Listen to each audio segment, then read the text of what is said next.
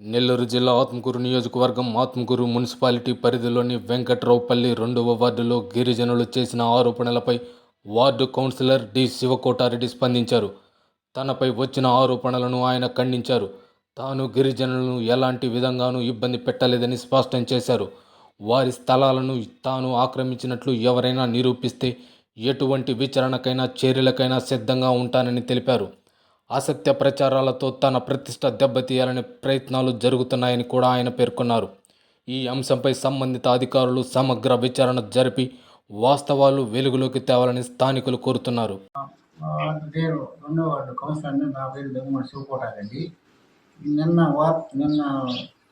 మీడియాలో వచ్చిన వార్తలు అది అంతా అబద్ధము. అయితే నేనుగా ఎస్టీ కాలనీకి పోయి నేను ఆక్రమించాను, చోట్లు ఆక్రమించాలని ఇంకేదేదో చెప్పినారంట. అదంతా మాత్రం అవాస్తవం.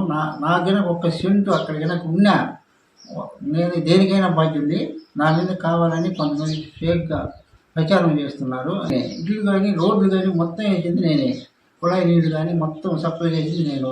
నాకు ఒక్కటి కూడా ఒక్క అంకణం కూడా అక్కడ లేదు.